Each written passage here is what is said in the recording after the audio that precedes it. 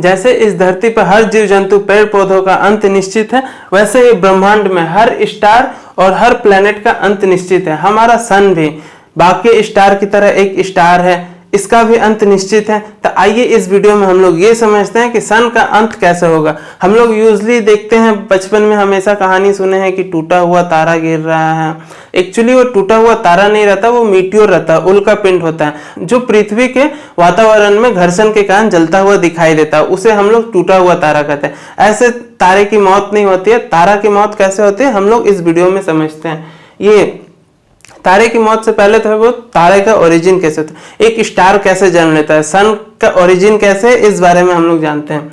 सन एक नेबुला बोल के क्लाउड था, आज से 5 अरब साल पहले उस नेबुला क्लाउड के पास से एक बड़ा स्टार पार हुआ। जब उसके बाद उस क्लाउड में घर्षण शुरू हुए, घर्षण शुरू होने के कारण जो हेवी मटेरियल्स थे वो आपस में कोलाइड होने लगे और एक बॉल की तरह इकट्ठा होने लगे। वो बॉल धीरे धीरे हेवी होने लगा, सारे जो मटेरियल्स थे एक जगह इकट्ठा होने लगे, वो बॉल सन का रूप ले लिया। और जो थोड़े बहुत मटेरियल्स बच गए थे, सन की परिक्रमा कर रहे थे, वो आज ग्रह के रूप ले लिए। ऑलमोस्ट 99% टोटल क्लाउड का भाग सन में आ गया। सन इतना भारी है कि अपने गुरुत्वाकर्षण बल में कोलैप्स होने की क्षमता रखता है। सन पृथ्वी से 1,33,000 गुना भारी है। आप सोच सकते हैं कितना भारी होगा।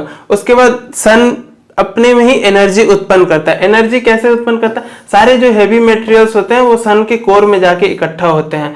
जैसे हाइड्रोजन सन में 75% हो गया, हीलियम 20% के अराउंड हो गया और बाकी कुछ अलग मटेरियल हो गए।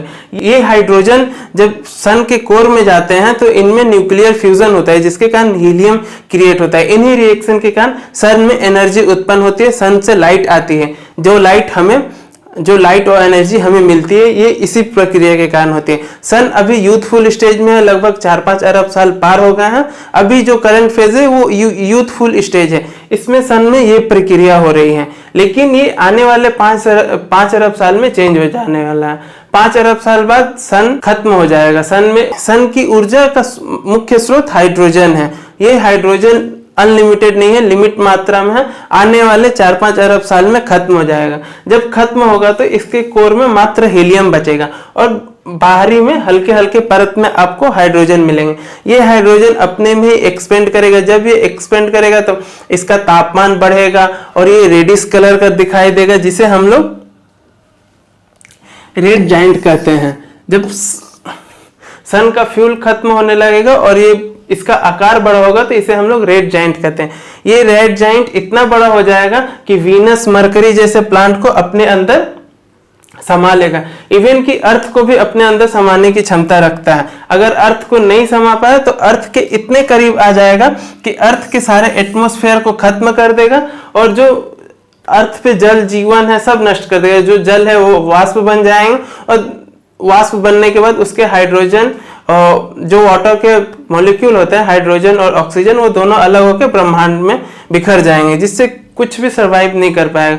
हम लोग तो उस टाइम तक रह भी नहीं पाएंगे। जो बचे, अगर कुछ साइंटिस्ट ऐसा बोलते हैं कि कुछ 1-2 जीव जंतु ऐसे होंगे जो सरवाइव कर पाएंगे एक्सट्रीम कंडीशन में।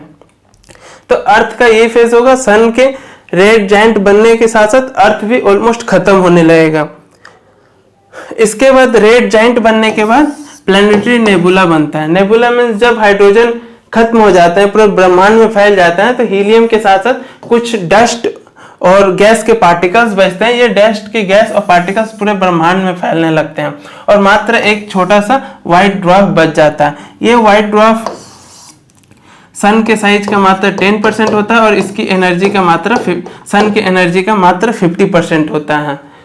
वो भी अरबों खरबों साल बाद वो भी खत्म हो जाएगा। पहले ऐसा था कि व्हाइट ड्वार्फ के पास कोई ग्रह चक्कर नहीं लगाते, क्योंकि व्हाइट ड्वार्फ का ग्रेविटेशनल पावर उतना अधिक नहीं होता। बट अभी हालिया खोजों से ये पता चला है कि व्हाइट ड्वार्फ के पास भी ग्रह चक्कर लगा रहे हैं। तो ऐसा अनुमानित लगाया जाता है कि जुपिटर, सैटर्न जैसे जो प्लैनेट हैं वो व्हाइट ड्वार्फ के चक्कर लगाएंगे। ये तो हो गया हमारे सन की कहानी। सन ऐसे कोलैप्स होगा, ऐसे खत्म होगा। ये सारे स्टार्स के साथ नहीं है। सभी स्टार इस तरह खत्म नहीं होते हैं। सन अगर बाकी स्टार से कंपेयर करें तो हमारा सन का साइज बहुत छोटा है, हमारे पास में होने के कारण हमें बहुत बड़ा दिखाई देता है। आप यहाँ पर देखें, ये सन है, सन का साइज छोटा है बाकी स्टार्स की तुलना में। बाकी स्टार्स के देखिए साइज कितने बड़े बड़े हैं।